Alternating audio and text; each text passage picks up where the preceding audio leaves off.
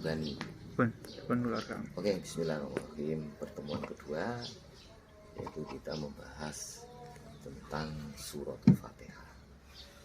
Jadi suratul Fatihah, surat pembukaan. Fatihah maknanya pembukaan.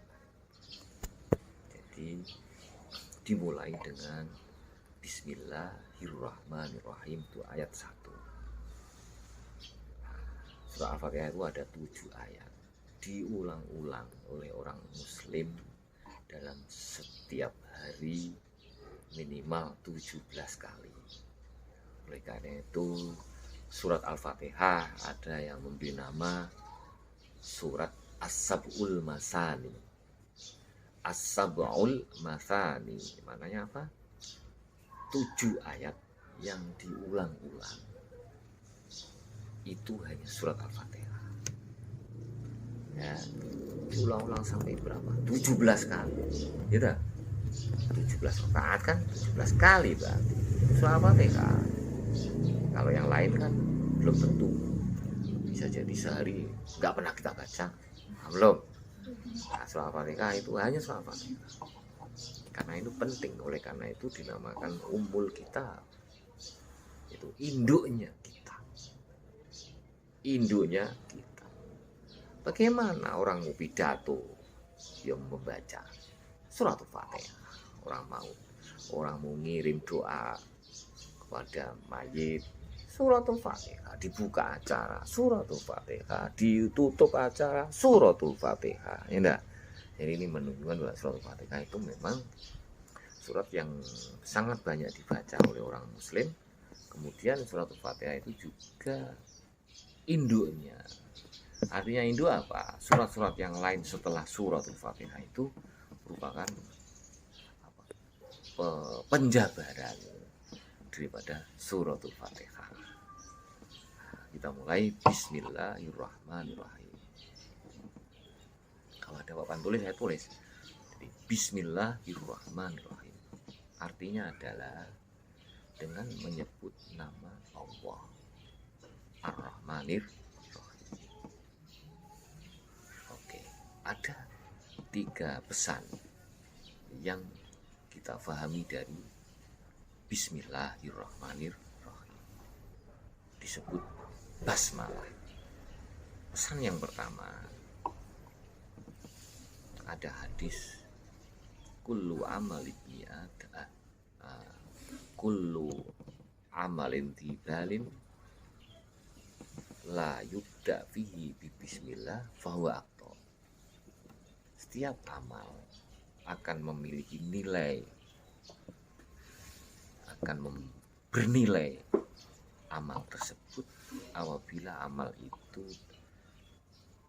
dibacakan bismillah. Mau makan bismillah, mau pergi bismillah, mau tidur bismillah. Itu baru amal itu ada nilainya. Oke, dari mana itu? Dari mana hadis itu menunjukkan bahwa bismillah itu sebenarnya paling tidak ada 3 poin pesan yang bisa kita tangkap. Pertama, bismillah itu sebetulnya menjawab atau mengkritik orang-orang yang memiliki faham tentang ketuhanan, bahwa Tuhan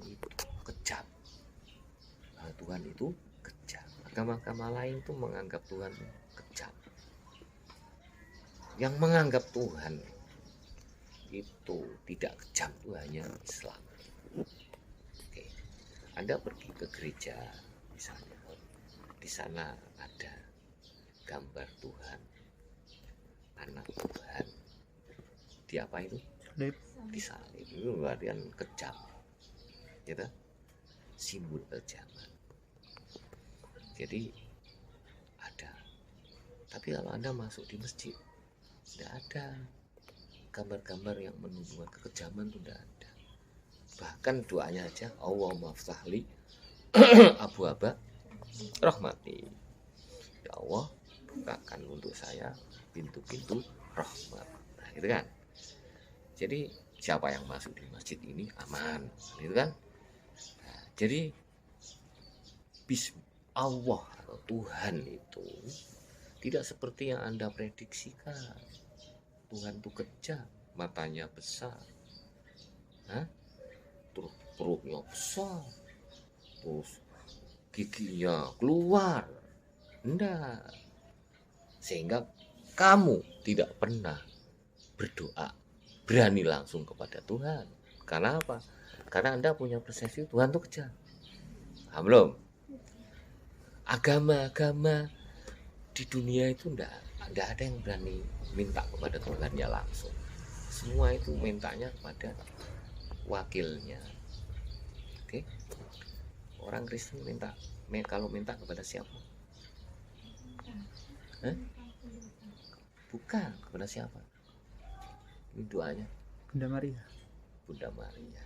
Kadang-kadang minta Bunda kepada Yesus. Ya, ya, karena dia beranggapan bahwa dia tuh tidak mampu, Tuhan itu tidak bisa disentuh, tidak bisa disentuh oleh bicara atau oleh apa, tidak bisa, itu loh.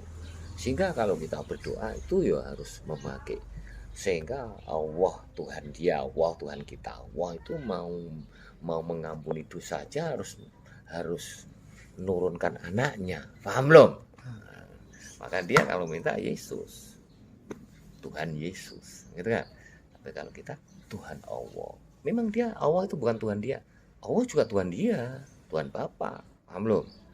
Tapi kita itu langsung ya Allah, tidak pernah orang Islam doa tidak ya Allah, tidak ada.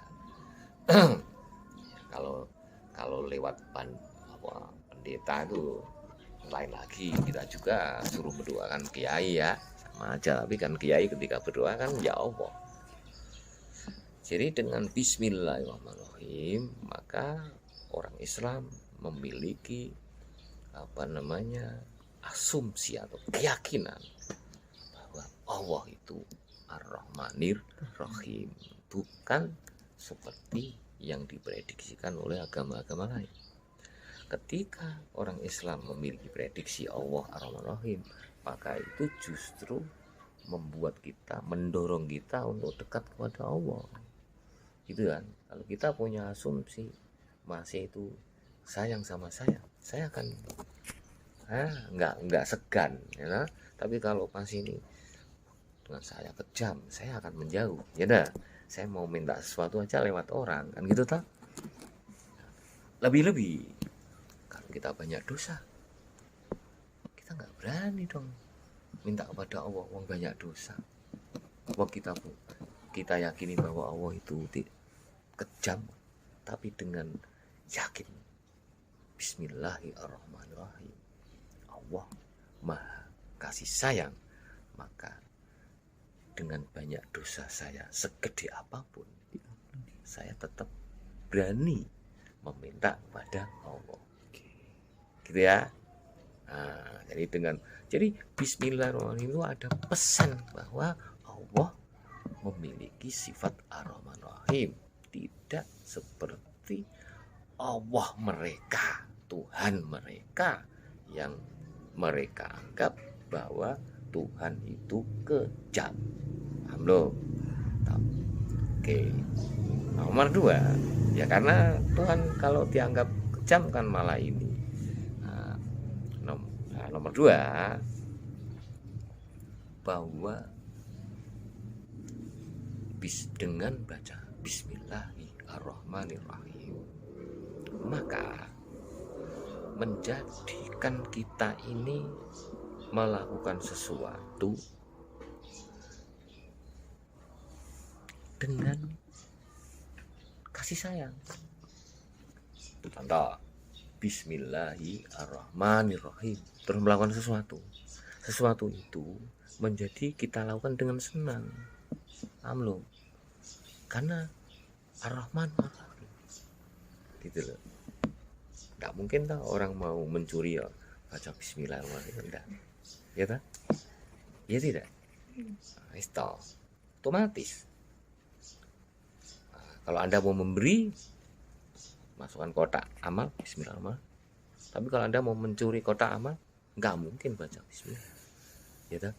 Kalau toh membaca bismillah, Anda nggak terjadi. Gitu, nggak terjadi. Nah, karena orang paham. Makanya kullu amalin tibalin la yubda fi bismillah fa waqta. Maka sesuatu amal yang tidak dimulai dengan bismillah maka itu percuma. Orang kafir melakukan sesuatu percuma, nggak ada nilai ibadah. Oke, orang Islam melakukan sesuatu tidak baca bismillah percuma, tidak akan ada nilai ibadah. Bisa jadi malah yang dilakukan tidak sesuai dengan nilai-nilai Ar-Rahman Ar-Rahim. Yang nomor 3. Yang nomor 3, menjadikan sesuatu itu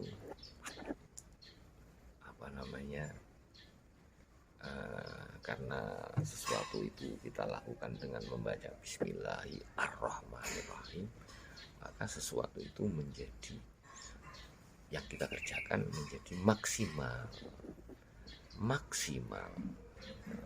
Kenapa maksimal? Ya memang kita lakukan dengan senang, dan kemudian kita lakukan juga dengan kasih sayang Allah. Nah, pekerjaan kalau sudah kita lakukan dengan kasih sayang Allah kan menjadi pekerjaan itu maksimal. Paham? Kita melakukan sesuatu kalau kita yakin Allah Ar-Rahman Ar-Rahim kan menjadi sesuatu itu maksimal loh, Mbak. Itu Mas. Nah, itu Bismillahirrahmanirrahim. Kemudian Alhamdulillahi Rabbil Alamin. Coba Alhamdulillahi Rabbil Alamin. Lo ana meneh Ar-Rahmanir-Rahim lagi. Nah gitu tuh. Bismillahirrahmanirrahim ayat 1. Nah, ayat kedua Alhamdulillahi Rabbil Alamin. Terus ayat ketiga Ar-Rahmanir-Rahim. Jadi dalam surah Al-Fatihah Ar-Rahmanir-Rahimnya sudah 2 kali. Oke. Kita mengkaji ini, tafsir yang ingin saya ajarkan itu yaitu tentang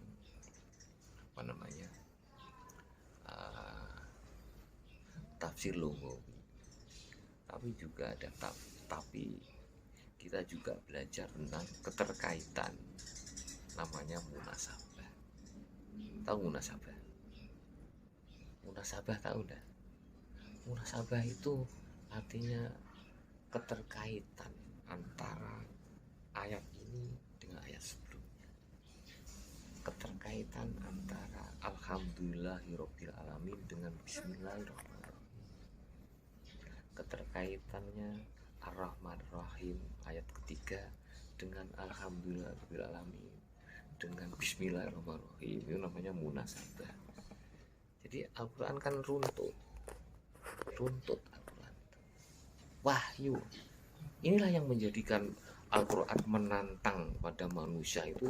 Bisa enggak kamu bikin tulisan yang runtut seperti ini, gitu loh, dalam sebuah surat tapi runtut. Bahkan dalam sebuah kitab Al-Quran 30 juz itu runtut, gitu loh. Surat ini ke surat ini, misalnya ini surat Al-Isra, ya. Surat Al-Isra itu Subhanalladzi asra bi abdi lailan. Itu surat Al-Isra ya. Surat sebelumnya apa? Surat sebelumnya surat An-Nahl. Surat sebelumnya adalah surat An-Nahl. Surat An-Nahl, kamu buka surat An-Nahl, akhir daripada surat An-Nahl itu tentang sabar. Nah, kemudian surat Al-Isra, Subhanalladzi asra bi abdi lailan, gitu kan? Jadi Allah mengisrakan Rasulullah di saat apa? Di saat Rasulullah menimpa musibah, harus bersabar. Itu namanya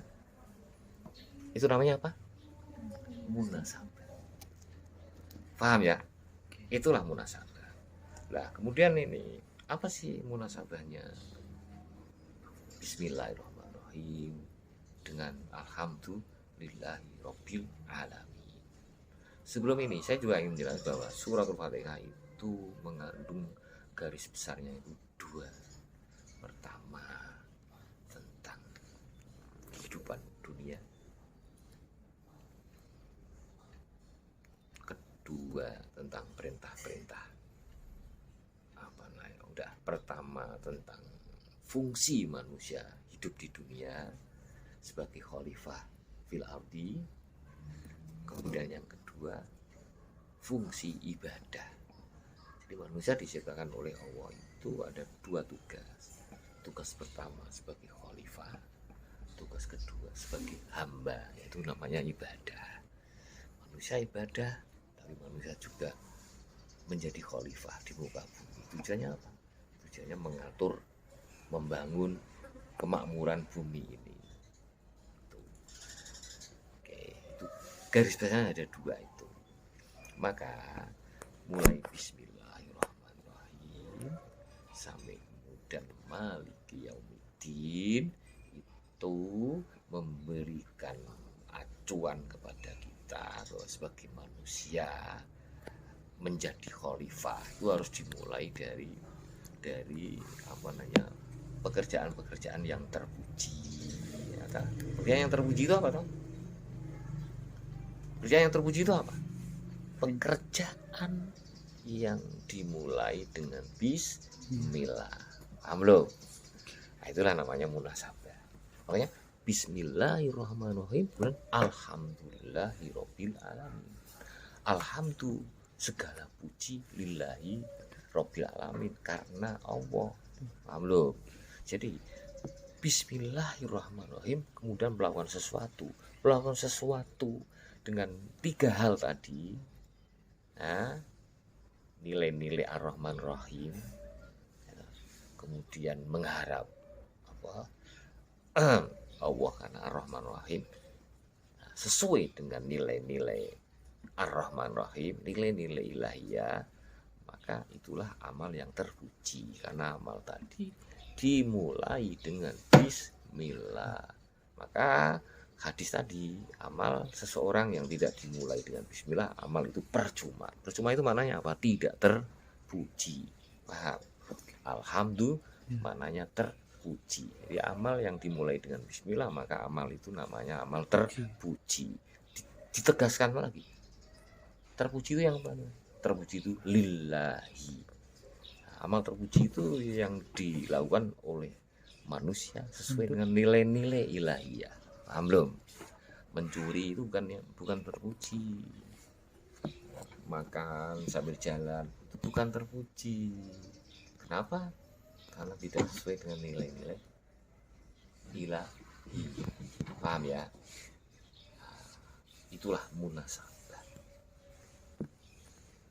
Dan lillahi Rabbil alamin Ar-Rahmanir Rahim. Rabbil alamin. Maknanya apa Rabbil alamin? Tuhan semesta alam.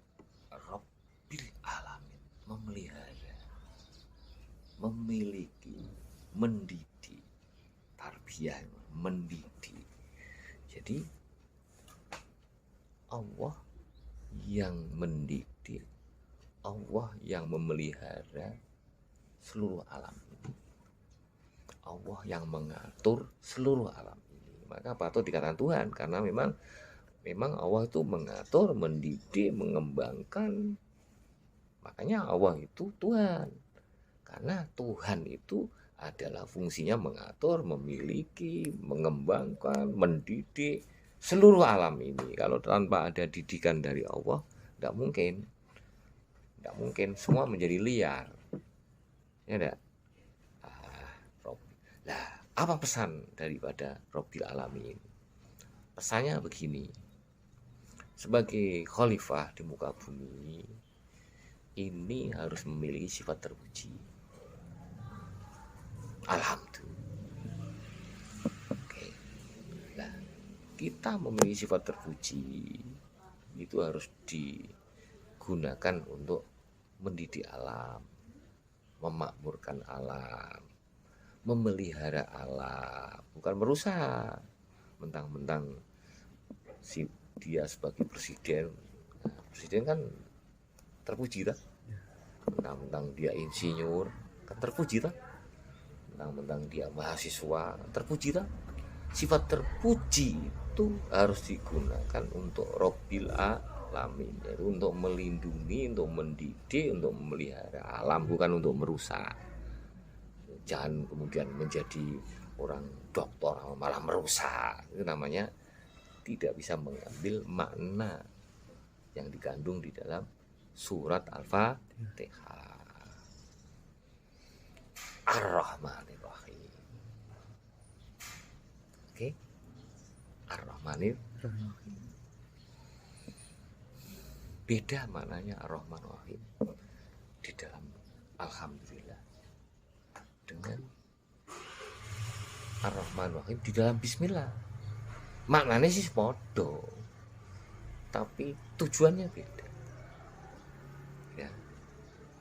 Jadi kalau kita memiliki amal terpuji, oke, saya ulangi lagi. Kalau kita melakukan sesuatu dengan nilai-nilai ilahiyah, yaitu dengan bacaan Ar-Rahmanir-Rahim, maka amal itu menjadi amal terpuji. Kan itu kan? Oke. Kalau kita memiliki sifat terpuji, maka sifat terpuji itu harus digunakan untuk Robbil Alamin. Yang kedua, untuk Ar-Rahmanir-Rahim, untuk kasih sayang. Nah, kita punya, wah, terpuji kita itu, alhamdulillah punya ini, kan? Nah, itu untuk Robbil Alamin dan untuk Ar-Rahmanir-Rahim. Nah, sekarang saya ingin jelaskan bedanya. Segi makna sama, Mbak, tapi segi apa, maksud berbeda. Mana nih bodoh, tapi maksudnya beda. Pertama, maksudnya untuk menegaskan Ar-Rahman-Rahim yang tadi. Nomor dua begini, orang itu dengan baca Bismillahirrahmanirrahim, maka orang itu punya asumsi, ya, punya keyakinan bahwa Allah itu Ar-Rahman-Rahim. Ketika orang punya asumsi bahwa Allah Ar-Rahman-Rahim, yang banyak dosa sekalipun berani menghadap Allah melakukan sesuatu. Oke? Nah, kalau Alhamdulillah Alamin Ar-Rahman-Rahim, Ar-Rahman-Rahim yang di dalam Alhamdulillahirabbil alamin Ar-Rahman-Rahim ini memberikan makna kepada kita ketika kita dapat melakukan sesuatu, selesai kita melakukan sesuatu dan Bismillah, dan selesai lah, terus baca apa? Alhamdulillahi Rabbil Alamin Ar-Rahmanir-Rahim. Nah, Ar-Rahman-Ar-Rahim di sini maknanya kita bisa menyelesaikan sesuatu itu karena sifat Ar-Rahman Ar-Rahimnya Allah. Paham belum? Kalau yang Bismillahirrahmanirrahim yang pertama, kita melakukan sesuatu itu karena Ar-Rahman Ar-Rahim Allah itu mbak kita banyak dosa pun berani, nah gitu loh.